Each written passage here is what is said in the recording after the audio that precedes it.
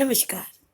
आज इस वीडियो में मैं आपको एक्सप्लेन करने जा रही हूँ कि 12th क्लास के बोर्ड एग्ज़ाम में सीएस के पेपर में जो 4 मार्क्स का इनहेरिटेंस बेस्ड क्वेश्चन आता है, उसे हम कैसे सॉल्व करते हैं। एग्ज़ाम में आपको इस तरह से कोडिंग गिवन होगी और उसके बिहाफ़ पर आपको 4 क्वेश्चन दिए जाएँगे और आपको ये कोडिंग ऑब्ज़र्व करके उन 4 क्वेश्चंस का आंसर देना पड़ेगा। मैंने ऑलरेडी इनहेरिटेंस की इस क्वेश्चन को सॉल्व करने के लिए आपको पिछले वीडियो में 5 रूल बताए हैं। अगर आपको वो रूल याद हैं, तो आपको ये क्वेश्चन सॉल्व करना ज़्यादा आसान हो जाता है। फॉर एग्ज़ाम्पल हम यहाँ पर पहले एक बार क्लास को ऑब्ज़र्व कर लेते हैं। There is a class doll. Doll को इनहेरिट करके बनी है सॉफ्ट डॉल और सॉफ्ट डॉल डॉल को इनहेरिट करके बनी है इलेक्ट्रॉनिक डॉल। यानी सॉफ्ट डॉल ने, इलेक्ट्रॉनिक डॉल ने, दोनों ने किसको इनहेरिट किया है? डॉल को।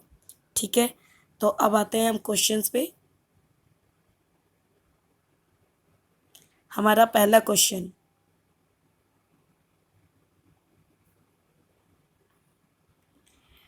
Which type of inheritance is shown in the above example. यानी आपको जो ये कोडिंग दी गई है, इसमें आपको किस टाइप का इनहेरिटेंस का एग्जाम्पल मिलता है। मैंने पहले भी ये बात डिस्कस की है कि अगर सेम बेस क्लास को इनहेरिट करके एक से ज़्यादा ड्राइव क्लास बनती है, तो उसे हम कहते हैं हायरार्किकल इनहेरिटेंस। हम देख सकते हैं कि इलेक्ट्रॉनिक ने, सॉफ्ट डॉल ने, दोनों ने सेम बेस क्लास को इनहेरिट किया है, दैट इज डॉल। इसीलिए ये किस टाइप का इनहेरिटेंस है? Hierarchical inheritance. Question number 2, how many bytes will be required by an object of class electronic doll. Answer मैंने लिखा हुआ है 41 बाइट्स, बट ये 41 बाइट कैसे आएंगी? मैंने ऑलरेडी आपको ये बात एक्सप्लेन की हुई है कि जब हम एक ऑब्जेक्ट का साइज कैलकुलेट करते हैं, तो सबसे पहले हम ये देखते हैं कि ये ऑब्जेक्ट इंडिपेंडेंट क्लास का ऑब्जेक्ट है या किसी ड्राइव क्लास का ऑब्जेक्ट है। क्योंकि अगर ऑब्जेक्ट ड्राइव क्लास का है, तो उसके साइज के अंदर बेस क्लास के सारे डेटा मेंबर्स और अपने खुद के सारे डेटा मेंबर का साइज इंक्लूसिव होता है, चाहे वो किसी भी सेक्शन में डिक्लेयर हो और चाहे हमने बेस क्लास को कैसे भी इनहेरिट किया हो। तो अब हम देख सकते हैं इलेक्ट्रॉनिक डॉल ने इनहेरिट किया है डॉल को, यानी इलेक्ट्रॉनिक डॉल के ऑब्जेक्ट के साइज में डॉल के भी सारे डेटा मेंबर का साइज इंक्लूसिव होगा और इसके पास अपने भी सारे डेटा मेंबर का साइज इंक्लूसिव होगा। तो हम ऊपर से कैलकुलेट करना स्टार्ट करते हैं। सबसे पहले हम आए डॉल में। डॉल में हमारे पास 2 डेटा मेंबर है। एक है डी कोड, ये ऑक्युपाई करेगा मेमोरी में 5 बाइट। एक है प्राइस, ये ऑक्युपाई करेगा 4 बाइट।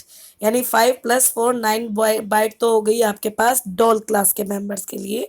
अब आ जाइए इलेक्ट्रॉनिक डॉल में। इलेक्ट्रॉनिक डॉल में 20 बाइट है ईडी नेम के लिए। 20 + 9 29। 10 बाइट्स हैं बैटरी टाइप के लिए। 29 + 10 हो गए आपके 39 और 2 बाइट हो गई बैटरीज के लिए। 39 + 2 हो गया आपका 41।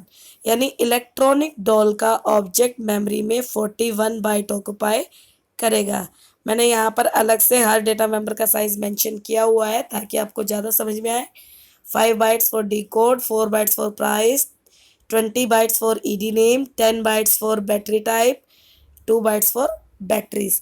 जब हम इन सभी नंबर ऑफ बाइट्स का सम करेंगे then we will get 41। Next question हमसे पूछा गया है, write name of all data member accessible from member function of class soft doll. यानी सॉफ्ट डॉल का मेंबर फंक्शन कौन कौन से डेटा मेंबर को एक्सेस कर सकता है। ये आपकी सॉफ्ट डॉल क्लास है और इस क्लास का मेंबर फंक्शन कौन कौन से डेटा मेंबर को एक्सेस कर पाएगा। ये रूल मैंने आपको ऑलरेडी बताया हुआ है कि member function of a class can access all the member of its own class as well as protected and public member of its base class. But question में बोला गया है डेटा मेंबर, तो हम सिर्फ और सिर्फ डेटा मेंबर्स को कंसीडर करेंगे।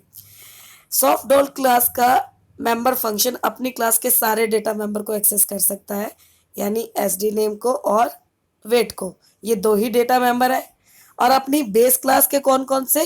Protected and public. Private member को एक्सेस नहीं करेगा, इसीलिए हम डी कोड को कंसीडर नहीं कर रहे हैं। जबकि प्राइस को हम कंसीडर करेंगे क्योंकि प्राइस आपका प्रोटेक्टेड सेक्शन में डिक्लेयर है। यानी सॉफ्ट डॉल का मेंबर फंक्शन 3 डेटा मेंबर को एक्सेस करेगा, SD name, weight and price. Is it clear? अगला क्वेश्चन, मैंने यहाँ पे आंसर मेंशन भी किया हुआ है कि आपके 3 डेटा मेंबर एक्सेस होंगे, मैंने नाम बताए थे। ये डेटा मेंबर कौन सी क्लास में डिफाइन है ये मेंशन करने के लिए मैंने साथ में क्लास का नाम एसोसिएट किया है। अगला question, right name of member function accessible by the object of class electronic doll.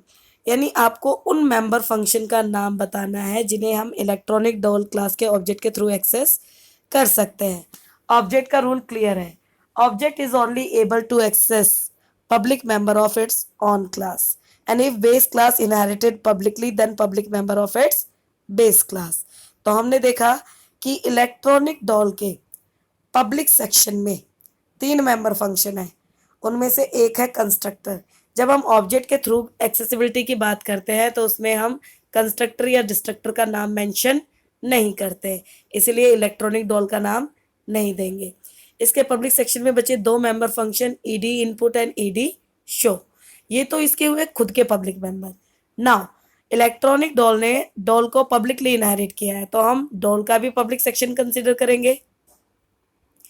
यहाँ से भी हम कंस्ट्रक्टर का नाम नहीं लेंगे, सिर्फ किसका नाम लेंगे, डी इनपुट का एंड डी शो का। यानी आपके इलेक्ट्रॉनिक डॉल का जो ऑब्जेक्ट है वो 4 मेंबर फंक्शन को एक्सेस करेगा, इलेक्ट्रॉनिक डॉल के ईडी इनपुट को, इलेक्ट्रॉनिक डॉल के ईडी शो को, डॉल के डी इनपुट को एंड डॉल के डी शो को। उम्मीद करती हूँ कि अब ये 4 नंबर का क्वेश्चन एग्जाम में कैसे सॉल्व करना है आपको समझ में आया होगा। अगर आपको कंटेंट और टॉपिक इंटरेस्टिंग लग रहे हैं और समझ में आ रहे हैं तो वीडियो को लाइक करें, शेयर करें एंड सब्सक्राइब करें। Thank you.